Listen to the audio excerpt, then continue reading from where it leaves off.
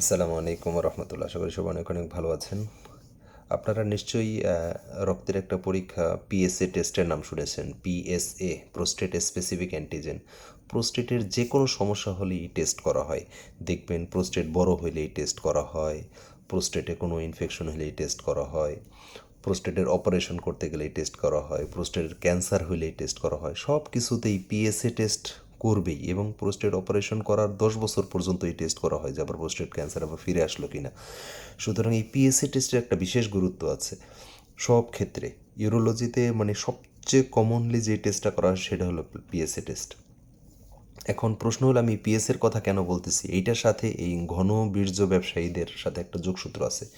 এই বীর্য ঘন করার যে ইয়াগুলো আছে, প্রতারকগুলো আছে, তারা তো মানে এইটা খান ওইটা খান, এই ওষুধ খান, এটা বইলা যে আপনাদেরকে মানে প্ররোচিত করে। আর তারা কি জানে যে পিএসএ যে টেস্টটা করে, পিএসের কাজটা কি? পিএসের কাজ হলো এই যে যে মানুষ যখন বীর্যপাত করে, সিমেন্টটা তো একটু হলেও পানির থেকে একটু বেশি ঘন থাকে। এই পিএসএটা সেটা কি করে, বীর্যপাতের 15 থেকে 20 মিনিটের মধ্যেই সেটাকে একদম পানি বানায় ফেলে। কেন পানি বানায় ফেলে? কারণ এই প্রোস্টেট স্পেসিফিক অ্যান্টিজেনের মধ্যে এমন একটা এনজাইম থাকে, যে এনজাইমটার কাজই হলো বীর্যটাকে একদম পানি করে দেওয়া। এতে সুবিধা হয়, স্পার্মগুলো খুব ইজিলি মুভ করতে পারে, আদারওয়াইজ স্পার্মের মোটিলিটি টোটালি বন্ধ হয়ে যেত। স্পার্মের মোটিলিটিটা রক্ষা করার জন্যই সৃষ্টিকর্তা আল্লাহ ওই সিমেনের মধ্যে ওই পিএসএটাকে দিয়ে দিয়েছে।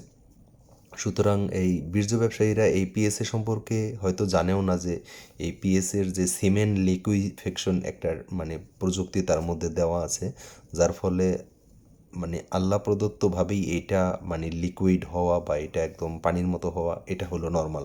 এটাকে যদি কেউ ঘন করতে চায় বা ঘন করার জন্য প্ররোচনা দেয়, ধরে নিতে হবে যে সে এটা আসলে আপনার সাথে বাটপারি করার চেষ্টা করতেছে।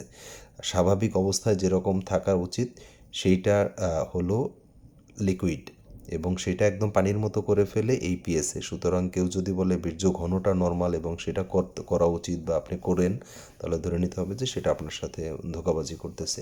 এই বিষয়টা সবার জানা উচিত, তাই আমি আপনাদের সাথে শেয়ার করলাম। সবাই ভালো থাকবেন। আসসালামু আলাইকুম রহমতুল্লাহ।